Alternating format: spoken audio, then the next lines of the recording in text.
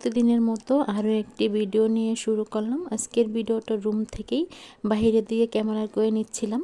আসসালামু আলাইকুম everyone, welcome to back to my channel. দূরে কাছে যে যেখান থেকে আমার ভিডিওটা দেখছেন, আশা করি আল্লাহর রহমতে সবাই ভালো আছেন।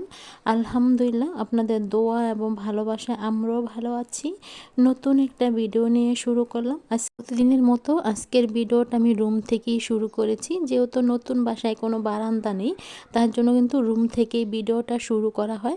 আর জানলা দিয়ে কিন্তু বাহিরের দিকে ক্যামেরা করে নিচ্ছিলাম। বেশি কিছু দেখা যায় না, গাছপালা দেখা যায়, সাথে একটু ভিডিও করে নিচ্ছিলাম। আশা করি আপনাদের আমার ভিডিওটা ভালো লাগবে। আর যদি আমার ভিডিওটা আপনাদের কাছে ভালো লেগে যায়, প্লিজ লাইক দিয়ে ভিডিওটা দেখে নেবেন, সাথে ভিডিওটা শেয়ার করে দিবেন। আর যদি একবারে বেশি আমার ভিডিওটা আপনাদের কাছে ভালো লেগে যায়, তাহলে চ্যানেলটা সাবস্ক্রাইব করে দিয়ে আমার পাশে থাকতে পারেন। প্রতিদিনই আমি একই কথা বলি, যেহেতু আমি কোনো ভিডিও করতে পারি না। আশা করি আমার আফুরা ভাইয়ারা সবাই কম বেশ জানেন যে আমি কেন নিজে ভিডিও করতে পারি না। তার জন্য বলে দিচ্ছি, আমি নিজে কোনো কাজবাজ করি না, তার জন্য আমি কোনো কাজও শেয়ার করতে পারি না, তার জন্য ঠিকমতো ভিডিও দিতে পারি না। কি করব, যেরকম পারি আমি ওরকমই ভিডিও আপনাদের সাথে শেয়ার করে নিচ্ছিলাম। দেখতে পেয়েছেন, মানে টিভির টলিটার উপরে আমি পানি গরম করে নিচ্ছিলাম কারেন্টের জগ দিয়ে। এখন আমি সামনের রুমে চলে আসলাম। আমি তো প্রথমেই বলেছি, মানে আগে একটা ভিডিওতে বলেছিলাম, আগের বাসায় কিন্তু এক রুম করে কিন্তু ভিডিও করতে হতো, আর এখন কিন্তু ক্যামেরা অন করলে পুরা তিনোটা রুমই কিন্তু এখন মানে ক্যামেরা করা হয়ে যায়। মানে এখন আর এক রুম করে কিন্তু ভিডিও করতে হয় না। তার জন্য বললাম, দেখা যাচ্ছে ড্রয়িং রুমের সাথে ডাইনিং রুম, আবার দেখা যাচ্ছে পাশেই বেডরুমগুলো ক্যামেরা করা হয়ে যায়। তার জন্য বলছি, এখন চলে আসলাম ডাইনিং টেবিলের কাছে।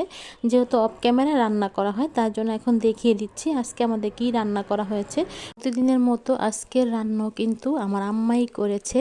তার জন্য বললাম, যেহেতু আমি কোনো রান্না করি না, তার জন্য আমি কিন্তু আপনাদের সাথে রান্না করার ভিডিও শেয়ার করতে পারছি না।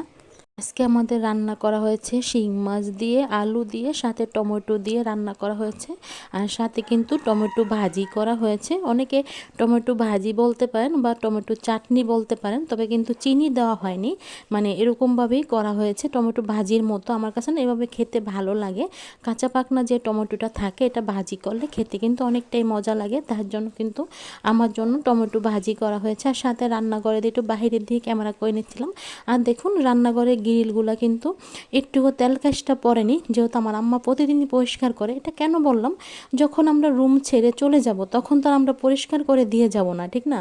তখন তো আমরা আমাদের নিজেদের জিনিসপত্রগুলো আমরা যে কদিন ব্যবহার করব, ওই কদিনই কিন্তু আমরা জিনিসগুলো পরিষ্কার করে রাখবো। তার জন্য বললাম কথাটা। দেখা গেছে আমরা যখন এই বাসার থেকে আরেক বাসায় যাব, তখনও কিন্তু আমাদের কিন্তু মানে বাসা পরিষ্কার করে কিন্তু বাসায় উঠতে হয়। তার জন্য বললাম, অনেক বাড়িওয়ালারা জানেন কি চায়, মানে চায় যাতে আমরা বাসাটা পরিষ্কার করে দিয়ে যাই, যাতে তার নতুন ভাড়াটিটা উঠলে যাতে কোনো কষ্ট না হয়। কিন্তু এটা তো নিয়ম না, তার জন্য বললাম কথাটা। আমি বাড়িওয়ালা বললে ভুল হবে, যে সমস্ত বাড়িওয়ালারা মানে যে সমস্ত পুরুষেরা গজ্জামাই থাকে বিয়ে করে, ওই সমস্ত পুরুষেরাই কিন্তু এসব কথাগুলো বলে। ওদেরকে বাড়িওয়ালা বলে না, ওরা হচ্ছে এক নম্বরে গজ্জামাই। তার জন্য বললাম কথাটা। প্লিজ আমার কথায় কেউ কিছু মনে করবে।